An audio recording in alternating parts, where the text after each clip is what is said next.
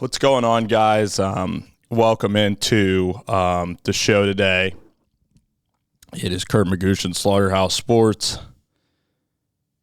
I'll just be honest about, my entire process of, how I view this team, and I appreciate everybody who watches this video. And so I'm not from Nebraska, and I honestly haven't been to a Nebraska game, but I can honestly say that for this football season with Scott Frost, I'm rooting for Nebraska in the last couple of years, and I would say that I've rooted for Nebraska like harder than, even a pro sports team I like, and it's because of the tradition of Nebraska and also because of trying to return to prominence in a difficult place to recruit, and also Scott Frost that really had the world thrust onto him as he took the Nebraska job.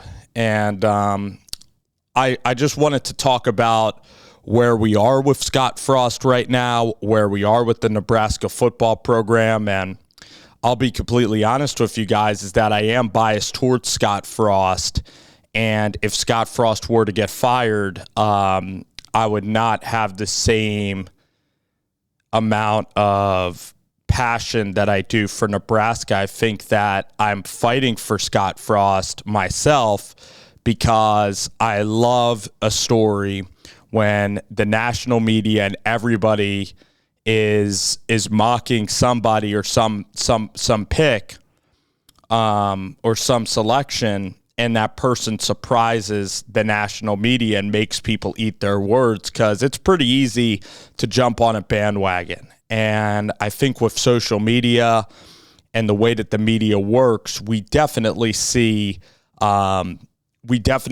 people not as divided on sports. We see a lot of people pretty much like jumping on one side of the argument, and then another side of the argument is either very quiet or is not as highlighted. You look at quarterbacks in the National Football League, like Tua Tagovailoa. The team gets Jalen Waddle and Tyreek Hill. What's the first, words of social media? It's predictable. It's, well, who's going to get them the ball? It's just a Ferrari locked in a garage. When the Chargers selected Justin Herbert, because you have social media, you maybe have more access to news. It actually creates a more connected community where actually more voices are heard, but they end up mostly being the same type of opinion. So when Herbert was selected, it's a quiet quarterback who can't lead, and the Chargers are in trouble. When Josh Allen was selected, it's the next Kyle Bowler. It's a combine warrior from Wyoming. He can throw it far and he's tall. But Josh Rosen is an intellectual quarterback from UCLA, and Josh Rosen is a guy who's pro style. He's ready to roll, and you're just taking a guy who's the next Jamarcus Russell that can throw it 60 yards off of his knee. You're just taking a guy that literally has no football instinct at all, and you're passing on a well-defined quarterback who played in a power league, and you're taking a quarterback that's a huge bust out of Wyoming that can't play at this level, that has no accuracy. And so I remember all of that. But now Bills fans are allowed now, and that's their right. They're allowed to do that. Within 2 years, they support the players that produce for them. So I get it. I certainly get it. Now, Scott Frost is 15-30 at Nebraska. All right. And even though I'm biased towards Scott Frost and I want this to work, the point is, if he goes 6-6, if he goes 5-7, even 7-5, 7-5 from this point is borderline. I'm well aware that Scott Frost will likely be fired from the University of Nebraska, especially with this schedule where you avoid Penn State, you also avoid Michigan State, and you avoid Ohio State. So your schedule is pretty damn easy. Oklahoma is your non-conference test, but it's a first-year coach, okay? And they're also Caleb Williams transferred out of the program. They're starting a quarterback that hasn't played in a Power 5 conference and a quarterback that has been very injury-prone. And there's a lot of guys that transferred out of Oklahoma. It's a completely new coaching staff. So if you're ever going to get Oklahoma, it's a home game at noon with a completely new coaching staff coaching its first real, Big 5 opponent, because they have UTEP and another easy game on their schedule. So the point is, we look at Scott Frost, we look at Nebraska, right? Let's analyze let's go outside, let's go big picture, and then we'll go to this season. He gets hired. He really doesn't have any adversity along his coaching reign. He goes from Oregon with Marcus Mariota, who's a Heisman, and they blow it out of the water scoring points. Then he goes to UCF. I think first year they're very average, but then they have Mackenzie Milton, and their offense is unbelievable. Unbelievable. 50, 60 points a game. They're winning shootouts over Memphis. They're winning shootouts, and then they go and they beat Auburn to cap a perfect season of 12-0. So he was the coach of the year. He could have gone to Florida. He could have gone to he was the pick of the litter, the toast of the town, not only for Nebraska, but for everybody. And just like, we talked about Josh Rosen was a great pick by the Cardinals, and just like we talked about, it was consensus, yes, just like Fuente, it was consensus that Scott Frost going to Nebraska was a great choice, and I love the choice, and it fit. It made really good sense.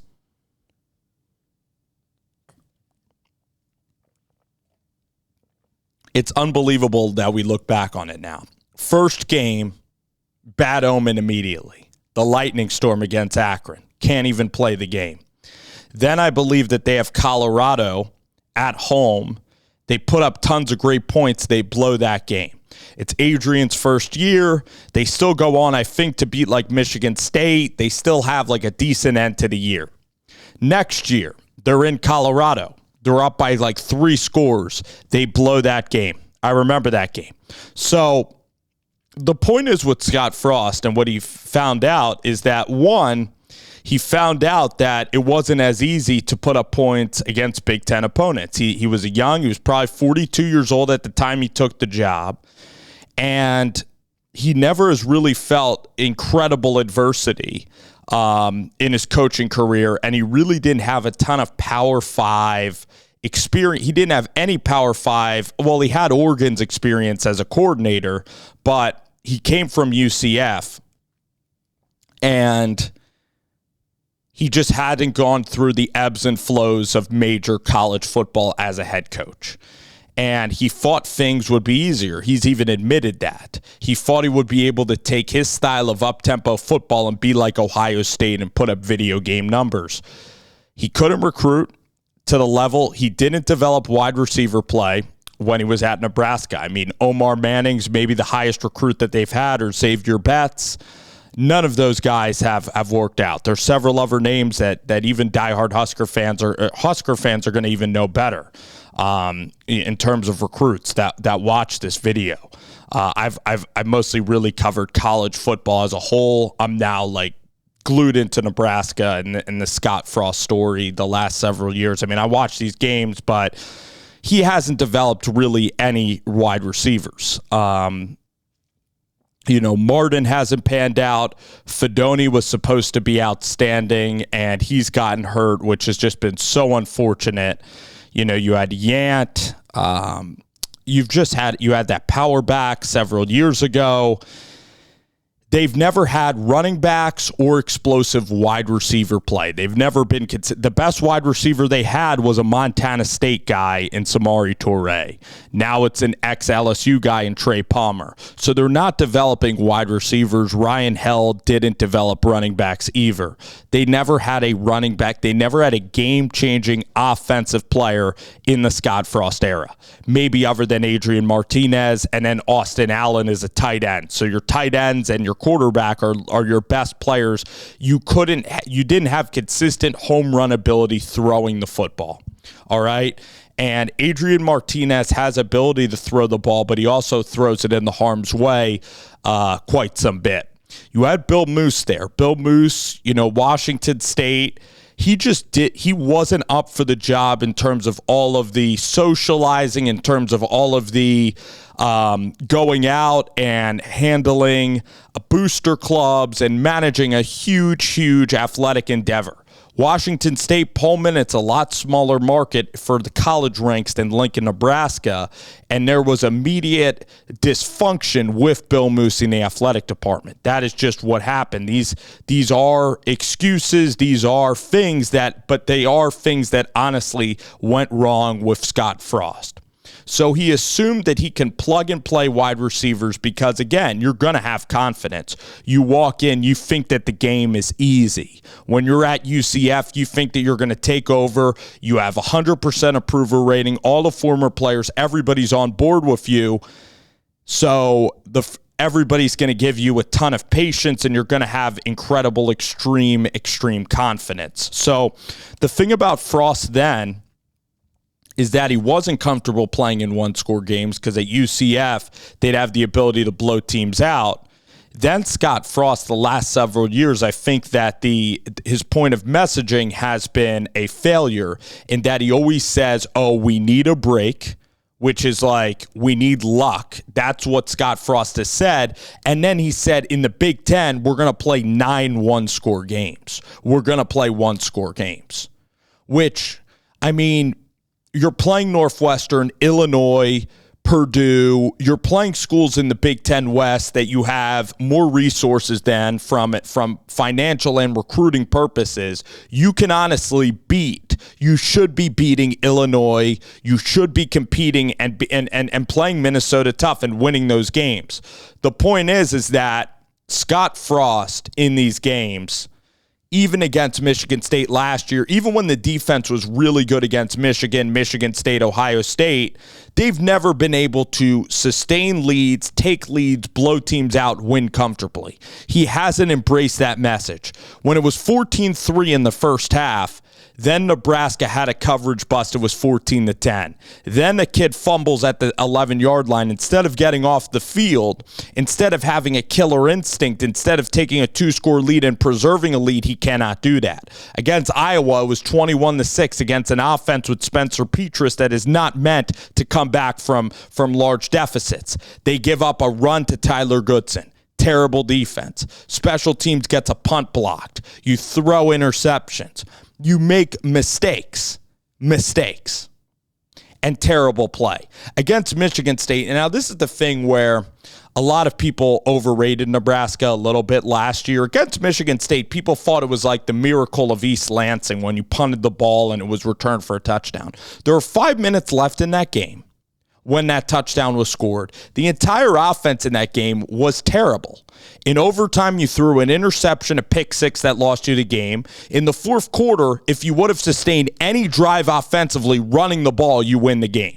Okay, the key to winning football games is interior line push, running the ball, going on an 8-minute drive usually wins you the game. In the third or the fourth quarter, you go on a sustained drive with the lead, you burn clock. That's how you win football games. They've never been able to do that. Terrible offensive line play, no consistent running game. The offense has really been atrocious at Nebraska under Frost. It has been. And that's been the Achilles heel of Nebraska.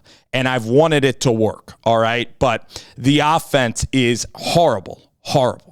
Against Minnesota last year, the team played a terrible half. They got down like 14 or 17 points. They played their worst half of the year. Against Purdue, that game wasn't close. They were terrible in that game.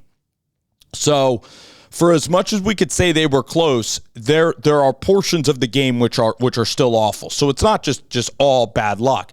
Against Wisconsin, was the run defense there? There's always problems. There's never consistency. There's never winning games big. ever at Nebraska. They always have to play games close, and then they make colossal errors. So there's never winning games big. Against Michigan State, they did not play well offensively in that game. They just did not. People think that, again, against Michigan State, they dominated the game, which, again, Michigan State had a young quarterback, but you let them hang around. Your defense pitched you a shutout, and you could not. And Adrian Martinez and the offense, it was pitiful how they didn't win that game last year, the Michigan State game. The Iowa game, I know that it was late in the year. They had that game. Illinois, people act like Nebraska is a better team than Illinois last year, that the Cam Taylor-Britt play happened. They don't remember the offensive line giving up a strip sack to Adrian Martinez. So in all of these scenarios, like, people will point to the onside kick as 11 points and you kick the ball deep and you win. They'll live in that hypothetical world. What gave you confidence that the defense was going to get a stop?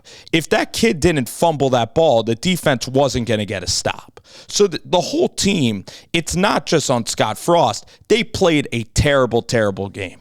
They did. Helinski, in his college career, has never had that much success throwing the ball against anybody. Northwestern threw the ball for 315 yards. That's not what they do. It's just the defense was so awful. So it goes to the football team. It's the harsh truth of the matter in several regards. I do like Scott Frost because I feel like there's people in the media that actively clown on Nebraska and they root for Nebraska. It's an easy punching bag. Oh, a team that yearns for the past, that, delusional fans. The Nebraska fans are not delusional fans. They won 8-4. They kind of won 9-3. They don't expect national titles. Now, they want national titles. That's why I do like Nebraska, because there still is a little expectation. There's still a little fight to try to yearn to get back to the old days. They're not just settling to be Kansas State and be 7-5, 8-4. I know that, some Nebraska fans will take Kansas State, will take Iowa 8-4. Honestly, Nebraska fans want it all. A lot of them want to win. They understand, though, that they're far away from it happening. Now, last year, I know I clowned on the team, or I know I explained the deficiencies of last year. They still played Ohio State great. They still had their moments against Michigan, and Michigan was a playoff team, all right? So the talent that Frost was somehow able to accumulate almost beat Michigan at home. So unlike Mike Riley, where the team was getting blown out, or unlike the end of Bo Pelini, where Bo Pelini was cursing out the fan base, the relationship between the fan base and Bo Pelini, it was turning unprofessional, it was turning poor. Bo Pelini had chances to also win Big Ten championship games, and in big games, Scott Frost has honestly competed. In terms of the score, his team has done better. Than Bo Pelini. They've been more competitive against the best teams in the conference. Against Ohio State last year, Bo Pelini, I don't think, ever got close to beating Wisconsin, beating the powers of the best teams in the Big Ten West in the championship games or in all those games. Now, you can point to, they were 9-3, 8-4. I think the conference was a lot weaker back then. There were also a ton of... the Ron Kellogg play or Clark Kellogg, the third Hail Mary, the Westerkamp against Northwestern. They played games and they were never really like a national threat, but they somehow won games. And that's where it's, I guess, a little bit frustrating is Frost's upside is better than Mike Riley, and you could say is better than even Bo Pelini, you could argue, because they've competed, especially last year with that defense. They competed against Michigan and Ohio State, and they were in position to somehow win those games against elite teams. That's where Trev Alberts brought back Scott Frost, because it was 15-30, but again, you had a lot of circumstances. You had the pandemic, all right, which again, the COVID season was crazy for everybody. It was awful for just about everybody. So you look at that season, and Tom Allen and Indiana were good in that season. That just shows you how that season was really, really just a horrendous ordeal for everybody involved. How the season got started late, how you couldn't have meetings, how you had nobody watching those games. So the teams that did well in those seasons, honestly, you did well in that season. So, the Bucks winning the Super Bowl or the Lakers, you still won that season. You handled that season better. It was unlike any other season. That was a hurdle in Scott Frost, absolutely. It was a hurdle, though, for everybody. I'm admitting it right now. Like, I love Scott Frost. I want the people that are already, writing the obituaries for Scott Frost, I want them to be wrong more than anything in football. It would be incredible content to see those people eat those words. It would be amazing. It would be the best thing ever, because the people that still are willing to give Scott Frost, still kind of believe in Scott Frost and not just push the panic button, it takes a lot of resolve for people that are still kind of believing in Scott Frost, that are still believing in this program. I think Chenander, Barrett Ruud, the defense, it could be there. I look at these wide receiver cores. I look at getting Trey Palmer, who's been a success. Grant looks like a player. They've been more active in the transfer portal market. I think Dakotas Crawford can be very good. I think Pop Watson can really be a football player at Nebraska, a good quarterback. You have Gould from New Jersey. You're still recruiting national guys.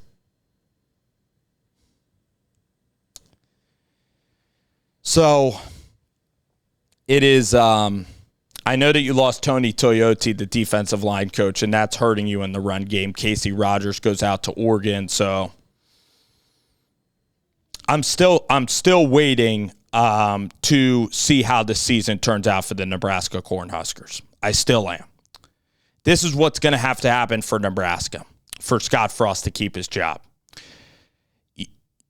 These next two games, if you lose or are even losing at points, or if you're beating a team by even 10 points, like even Georgia Southern, there's problems. You got to win against the Fighting Sioux or against the Warhawks that they call them. I think it's a bird. The North Dakota Fighting Sioux or the North Dakota Warhawks. It depends, because they changed their name. They changed their name frequently, that team. They play in the Missouri Valley. They are a Division II football team. They are not the Bison of North Dakota State. You need to go out there and win that game by 35 to 42 points this week.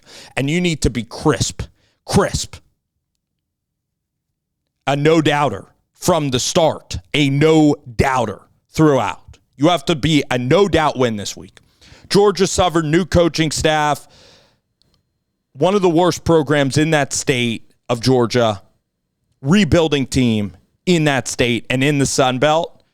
The Sun Belt has more talent than a Division II team. You need to win that game by 28 points. You can do that. They did that against Buffalo last year. You win those two games, it's not going to make any favor or resonate at all with the national media. This was a perfect storm of negativity for Frost. It was week 0. Everybody was watching this game. Everybody was paying attention. It was the one game that was on, the one Power 5 really good game on national television, and a colossal, terrible coaching decision by Frost, which I'm not defending. And the team did not play well and was up 11 points and was gifted a lot of gifts by Northwestern. A missed field goal, bad play calling by Northwestern, getting the ball out of Helinski's hands, a fumble by Northwestern, a run bust where they allow you to score a 40-yard touchdown with Grant where they don't tackle. And you're up by 11 points against an offense that has historically been terrible, against a quarterback that's never really found his footing at this level. And you lose. And you embarrass yourself in terms of that. Now, Northwestern could still end up being a better team and bounce back. So that's the thing at the end of the year, is that Fitzgerald never has 2 bad years. So then it leads you to the buyout. The buyout is before the Indiana game.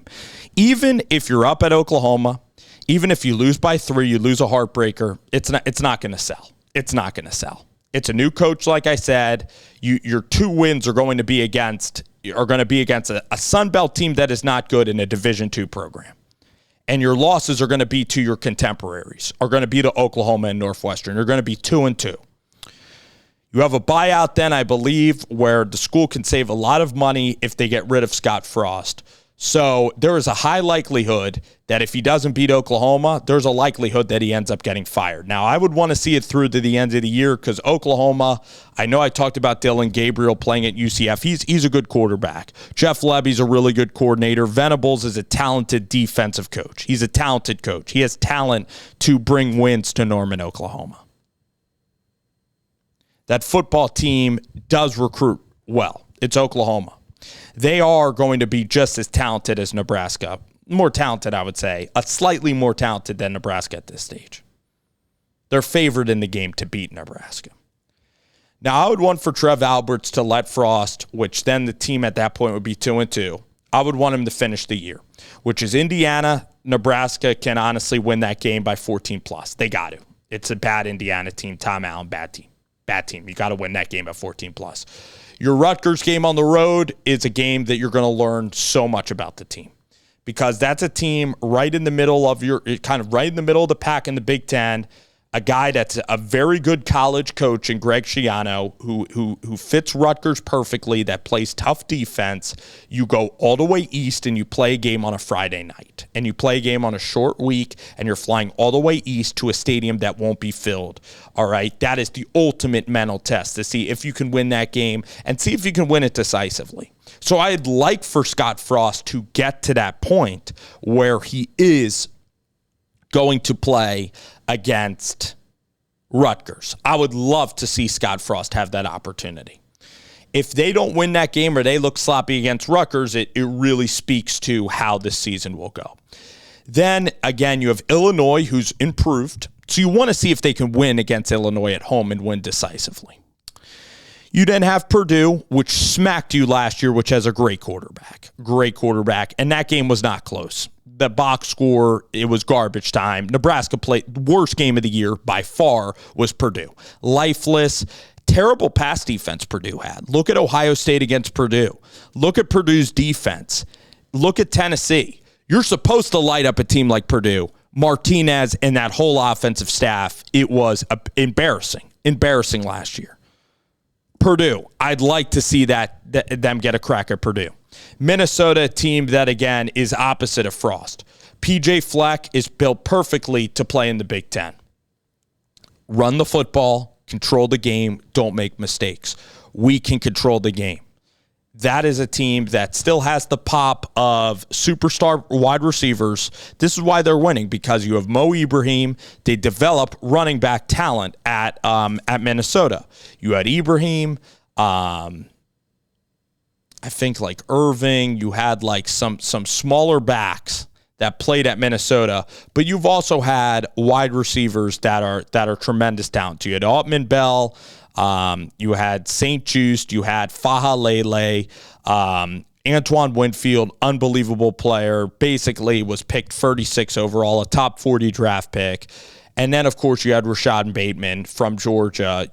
They go down and they get a guy from the state of Georgia, doesn't go to Georgia, ends up being a first-round talent. Tyler Johnson, unbelievable, talented receiver. Tanner Morgan, productive quarterback. So everything is different there with Minnesota and Nebraska, even though the recruiting resources and things are pretty similar there. And Frost has owned PJ Fleck, or Fleck has owned Frost. PJ Fleck. I liked PJ Fleck, and I still kind of really like a lot of things of PJ Fleck about being elite in terms of the culture, in terms of academically, socially, spiritually, about, performance, process, results, like the hyper stuff, the row the boat stuff, all in on that story stuff. And yeah, it could be a lot of messaging and it could be a little tougher to stay with coaches that are constantly kind of throwing you that kind of like bulletin board or that kind of, message kind of stuff. It can get corny after a while. Program's been really good.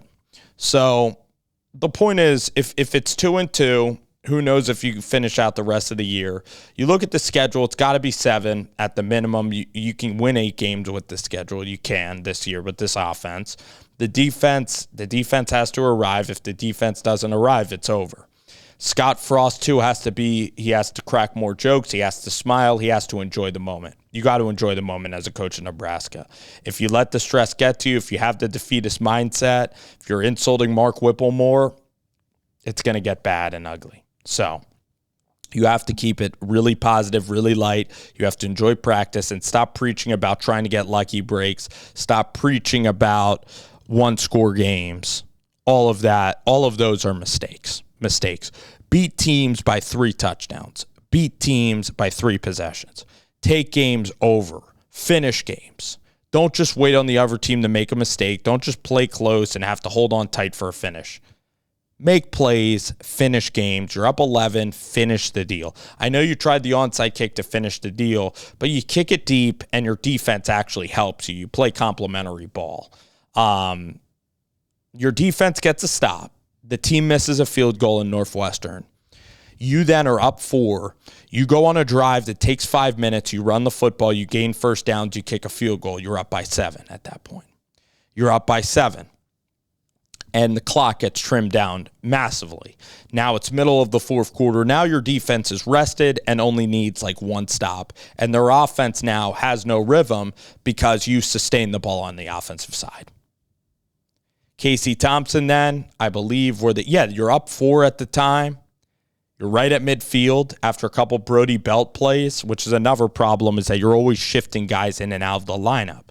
You know, you're putting in Logan Smothers for 1 play. I mean, again, this could be an hour podcast just on that game. And how Scott Frost is always, what running backs are going in? You know, Gabe Irvin, talented freshman last year, not getting any burn as a sophomore. Omar Manning not getting any burn. Xavier Betts out of the program. No continuity anywhere.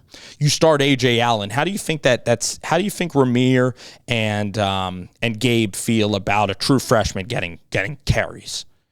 And then you put in Logan Smothers, who is cold off the bench. You just don't know. You don't have a feel for who should be going into the game for consistency. Most important part of the game, you're now throwing the Belt and Oliver Martin. You're not throwing to Isaiah Garcia. You're not throwing to Trey Palmer. You're not throwing to the guys that got you where you needed to get to. By the way, put in more slot receivers in that sense. Put in Ramir Johnson and don't put in any tight end. If you're going to run the ball, then you can use the backup tight end, but go empty and put Ramir Johnson, who's better at catching the ball than a backup tight end who is going to not catch the ball and who's going to lose you football games.